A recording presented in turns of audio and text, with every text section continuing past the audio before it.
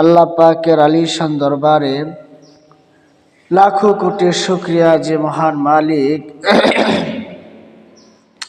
আমাকে আপনাদেরকে অত্যন্ত মায়া করে মহাব্বত করে ভালোবেসে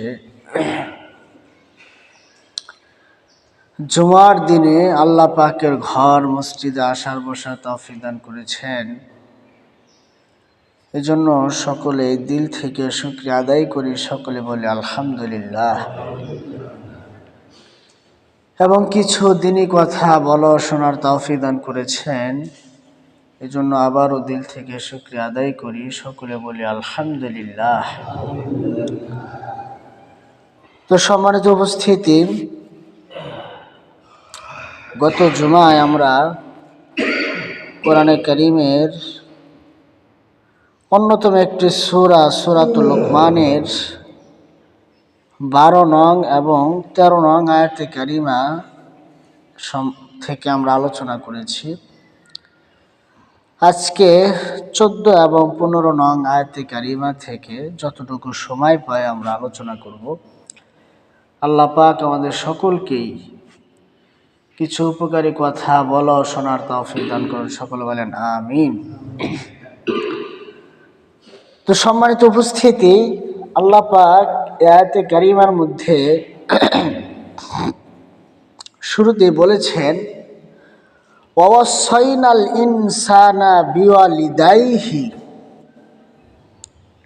আল্লাহ পাক বলেন, আমি মানুষকে হুকুম করেছি, মানুষকে আদেশ করেছি, মানুষকে ওসিয়ত করেছি তারা যেন তাদের মা বাবার সাথে ভালো ব্যবহার করে। এটা বলার পরে স্পষ্টভাবে মা যে কত কষ্ট করেন একজন সন্তানের জন্য সেটা আল্লাহ পাক তুলে ধরছেন যে হামালাতহু উম্মুহু ওয়াহনান আলা ওয়াহনিন, যে তার মা তাকে কষ্ট করে গর্ভধারণ করে, কত কষ্ট করে তাকে পেটে ধারণ করে। অফিসালুহু ফি আমাইনি, এবং 2 বছর তাকে দুধ পান করান। তো এরপরে আল্লাহ পাক বলেন আনিশকুর লি, হে মানুষ তুমি আমার শুকরিয়া আদায় করো। ওয়ালিদাইক, এবং তোমার পিতামাতার কৃতজ্ঞতা জ্ঞাপন করো। ওয়া ইলাইয়াল মাসির, আমার কাছেই তো ফিরে আসবে, সবাই তো আমার কাছেই ফিরে আসবে। কি বলেন, আমরা সবাই আল্লাহর কাছে ফিরে যাব না? তো গত জুমায় বলেছিলাম হযরত লুকমান হাকিম তার সন্তানকে যে উপদেশ দিয়েছেন তার ভিতর একটা ছিল যে ইয়া বুনাইয়া লা তুশরিক বিল্লাহ, হে আমার সন্তান তুমি আল্লাহর সাথে কি করো না, শিরিক করো না। ইন্না শিরকা লা যুলমুন আযীম, নিশ্চয় শিরিক হলো মহা জুলুম, বড় জুলুম। তো এরপরে এই কথা বলার কারণ হলো যখন কোনো মানুষ পরিপূর্ণ ঈমানদার হয়ে যাবে, বেঈমান থেকে ঈমানদার হবে, যদি তার বাবা মা বেঈমান থাকে বা কাফের থাকে তাহলে কি তাদের সাথে খারাপ ব্যবহার করা যাবে কিনা? তো এই জন্যই আল্লাহ পাক এখানে স্পষ্ট করে বলছেন যে বাবা মা যাই হোক, সে মুসলমান হোক আর বেঈমান হোক আর কাফের হোক, যেহেতু সে বাবা মা, তার সাথে কখনোই কি করা যাবে না, খারাপ ব্যবহার করা যাবে না।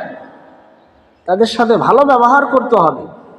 তাদের যে সম্মান তাদেরকে বুঝাইতে হবে, তাদেরকে যে সম্মান বা একজন সন্তানের থেকে বাবা যে সম্মান পাওয়া সেটা তাকে দিতে হবে। তার সাথে খারাপ ব্যবহার করার কোনো সুযোগ নেই। এই জন্য পরের আয়াত আরো স্পষ্ট করে আল্লাহ পাক বলেছেন যে ওয়াইন জাহাদাকা আলা আন তুশরিকা বি, এই যে তোমার বাবা মা এরা যদি তোমাকে তোমার উপরে চেষ্টা করে যে আল্লাহর সাথে শিরিক করার জন্য, মা লাইসা লাকা বিহি ইলমুন, যেই ব্যাপারে তোমার কোনো জ্ঞান নাই, ইলম নাই, তোমার অজান্তে হোক বা জানতে হোক, যেমনি হোক, তারা যদি তোমাকে শিরিক করার জন্য উদ্বুদ্ধ করে বা তারা যদি তোমাকে শিরিক করতে বলে, জোর জবরদস্তি করে, আল্লাহ পাক স্পষ্টভাবে বলে দিয়েছেন ফালা তুতিহুমা, সুতরাং তুমি তাদের কথা তখন মানবে না। তাহলে বাবা মার কথা, কোনো ওস্তাদের কথা, কোনো নেতার কথা কতক্ষণ মানা যাবে? যতক্ষণ আল্লাহর হুকুম অমান্য না হয়। আমার নেতা যদি আমাকে শিরিক করার জন্য বলে, আমি কি শিরিক করব? স্পষ্টভাবে সেটাকে করে দিতে হবে যে না, এটা মানতে পারবো না। যেখানে বাবা মার কথা মানা যাবে না, সেখানে নেতা কোনকার কি বলেন, মানা যাবে? স্পষ্ট বলে দিচ্ছে লা তাআতা লিমাখলুকিন, লা তাআতা লিমাখলুকিন ফি মাসিয়াতিল খালিক। আল্লাহ পাকের নাফরমানি করে কোনো ব্যক্তির অনুসরণ করা যাবে না। আল্লাহ পাকের নাফরমানি করে কোনো ব্যক্তির আনুগত্য করা যাবে না। তো আজকাল কেউ যদি কোনো বাবা বা কোনো ঘরের স্বামী, এরা যদি শরীয়ত বিরোধী কোনো কাজ করতে বলে, সেটাকে মানা যাবে না, সুন্দরভাবে সেটা না করে দিতে হবে। তো এরপরে আল্লাহ পাক বলছেন ওয়াসাহিবিহুমা ফিদ দুনিয়া মারুফা, তবে হ্যাঁ, দুনিয়াবি কোনো ক্ষেত্রে, এই লাইন ছাড়া অন্য যে কোনো ক্ষেত্রে কাজকর্ম বা ইত্যাদি যেগুলোতে কোনো শিরিক থাকবে না, আল্লাহ পাকের নাফরমানি হবে না, ওই ক্ষেত্রে তুমি তাদের সাথে ভালো ব্যবহার করবে, তাদের সাথে সুন্দর আচরণ করবে। তো এখান থেকে আমাদের শিক্ষা হলো যে যে লেভেলের থাকুক না কেন, আপনি একটা কোম্পানিতে চাকরি করেন, আপনার উপরের পর্যায়ে যারা আছেন বা ওই কোম্পানির মালিক আছেন, যতদিন তিনি আপনাকে সঠিকভাবে আদেশ করবেন, সঠিক কাজ করতে বলবেন, কোনো গুনাহের কাজ না, কোনো কুফুর শিরিকি কোনো ইত্যাদি কোনো কাজ না, ততদিন আপনি সেটা মানতে পারবেন। কিন্তু যদি কোনো গুনাহের কাজের আদেশ করে, তাহলে ওটা ছেড়ে দিতে হবে, তাহলেই আমি আপনি হতে পারবো খাঁটি ইমানদার, ঠিক কিনা? আমার চাকরির জন্য আমার ইমান আমল ছেড়ে দিব, আর ওখানে চাকরি করবো দেখে যা বলবে তাই মানতে হবে? এই জন্য মুহতারাম হাজিরিন, হচ্ছে বিভিন্ন জায়গায় বিভিন্ন ইয়েতে এগুলা, এক জায়গায় চাকরি করতেছে, কোম্পানির মালিক যা বলে তাই মানতেছে। এখন সেটা কি কুফুর হচ্ছে না শিরিক হচ্ছে না কোনো আল্লাহ নাফরমানি হচ্ছে, এগুলার কোনো তাওয়াক্কুল নেই। বস বলছে তো আমার করতে হবে, ঠিক কিনা? এই জন্য এগুলা থেকে দূরে থাকতে হবে। এরকম পরিবেশ যখনই আসবে, তখন আপনার নিজের অবস্থার উপর অটল অবিচল থাকতে হবে যে না, আপনি এখানে চাকরি করি বা আপনি আমার বাবা মা, ঠিক আছে, কিন্তু কোনো অন্যায় কাজ আমি করতে পারবো না। নারীদের জন্য হ্যাঁ, আপনি আমার স্বামী, ঠিক আছে, কিন্তু বেপরদা হয়ে আমি চলতে পারবো না। বা স্ত্রী যদি এরকম হয়, হ্যাঁ তুমি আমার স্ত্রী, ঠিক আছে, কিন্তু তুমি যা বলবা, চুরি করে হলেও তোমাকে তোমার ভরণ পোষণ আমাকে দিতে হবে, তোমার দামি কাপড় এনে দিতে হবে, এটা আমি পারবো না। আমার যতটুকু সামর্থ্য আছে, এবিলিটি আছে, এর ভিতর থেকে আমি তোমাকে দিব। আজকালকে অনেক জায়গায় হয় যে স্ত্রীর অনেক চাহিদা, যার ফলে দেখা যায় সুদ ঘুষ বা বিভিন্নভাবে অন্যায় অবিচার করে হলেও কি করতে হবে। সন্তান আছে, সন্তানকে একই কথা, সন্তান তুমি আছো, ঠিক আছে, তোমার জন্য আমি চুরি করতে পারবো না, তুমি যা চাইবা তোমার আমি তাই এনে দিব, তা দিতে পারবো না। হ্যাঁ, আমার যতটুকু আছে এর ভিতর থেকে আমি তোমাকে দিব।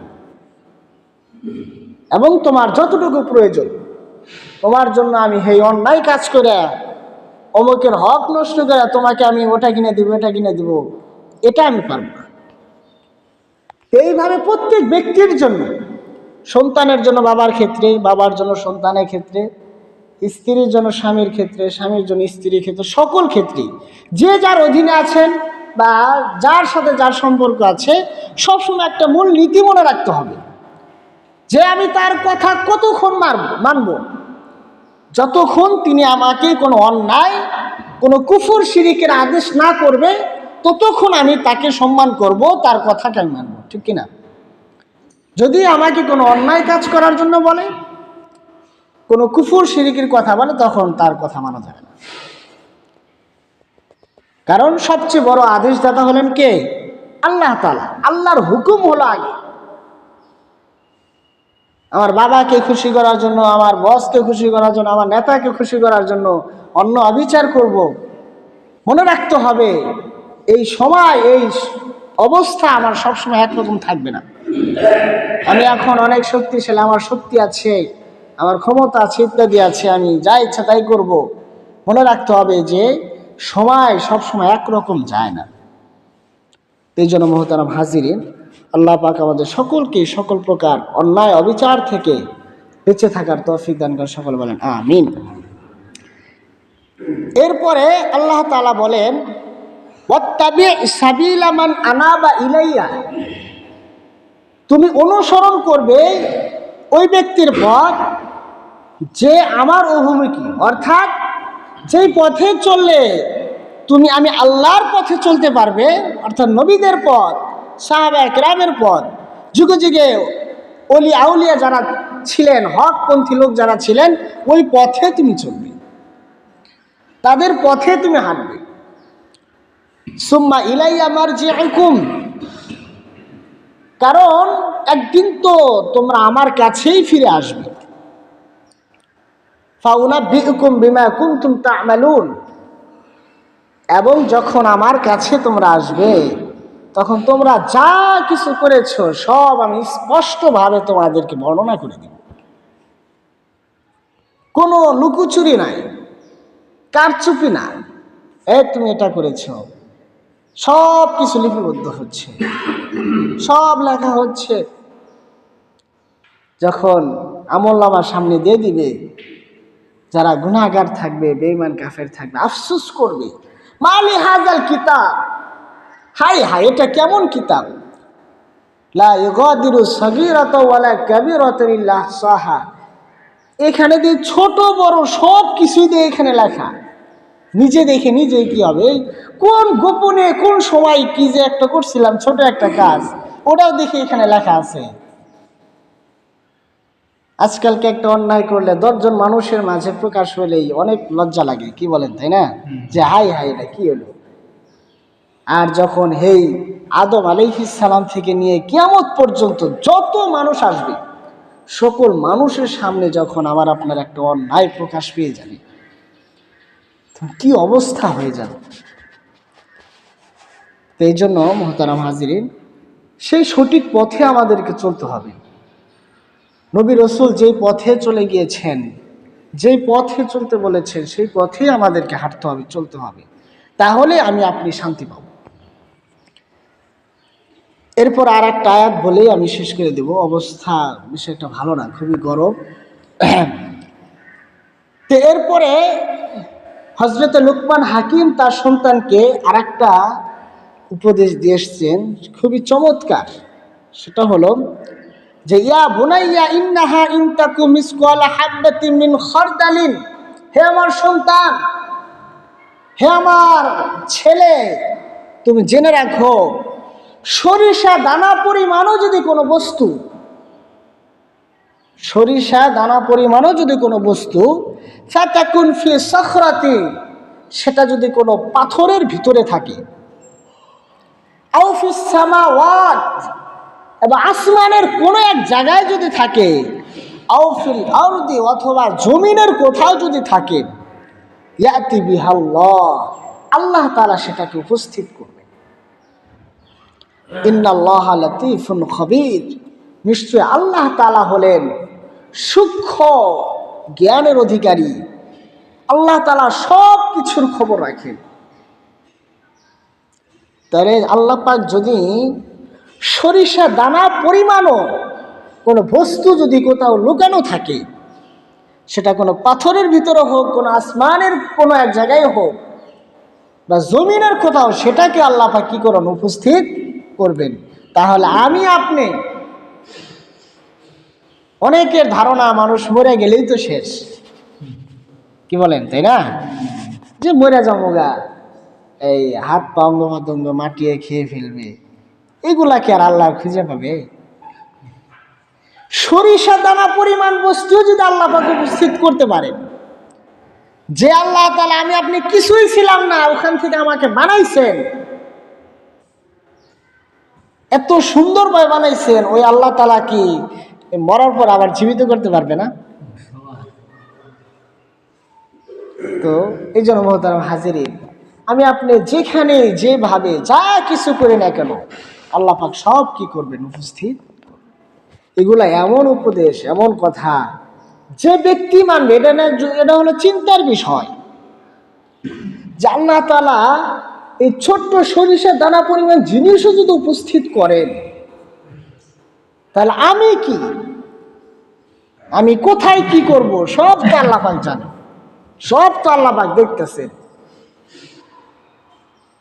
এইভাবে যখন মানুষ চিন্তা করবে, তখন সে অনেক অন্যায় থেকে বাঁচতে পারবে, ঠিক কিনা? তো এই জন্য মোহতারাম হাজিরিন, আল্লাহ পাক আমাদের সকলকে সর্বক্ষেত্রে আমরা যেভাবেই চলে না কেন, যার অধীনেই থাকি না কেন, যেখানেই চাকরি করি, যেখানেই আমার যেটাই পেশা হোক না কেন, সর্ব অবস্থায় আমাকে মনে রাখতে হবে যে একজন ব্যক্তির আদেশ আমি ততক্ষণ মানব যতক্ষণ কোনো অন্যায়ের জন্য আদেশ না করে, কোনো কুফর শিরিকের জন্য আদেশ না করে। আমি একজন ছাত্র, একজন শিক্ষকের সব কথাই আমার মানা জরুরি না।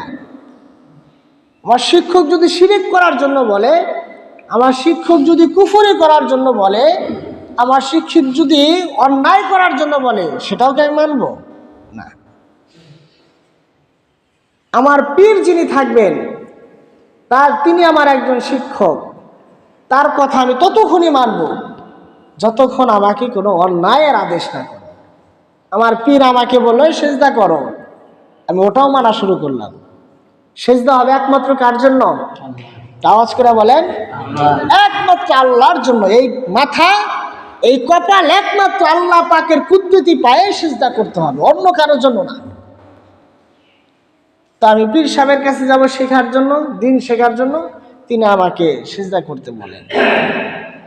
স্ত্রীর পর্দা আছে, স্ত্রীকে খোলামেলা তার সামনে পেশ করতে বলবে, তো এগুলা মানা যাবে না। আমি তার কথা মানব কতক্ষণ? যতক্ষণ কোনো অন্যায়ের আদেশ না দেবে, কোনো শিরিক কুফুরি আদেশ না দেবে, ততক্ষণ আমি তার কথা মানব। এই জন্য আল্লাহ পাক আমাদের সকলকে সর্বক্ষেত্রে, সর্ব অবস্থায় আল্লাহ পাক আমাদের সকলকে সঠিক পথে চলার তৌফিক দান করেন, এবং সকল প্রকার গুনাহের কাছ থেকে বেঁচে থাকার তৌফিক দান করেন, সকল প্রকার অন্যায় অবিচার থেকে বেঁচে থাকার তৌফিক দান করেন। সকলে বলেন আমিন। তো আখিরে দাওয়ানা আলহামদুলিল্লাহি রাব্বিল আলামিন। যারা সুন্নাত পড়ে নাই, কবলা জমা চাটাটা সুন্নাত পড়ে।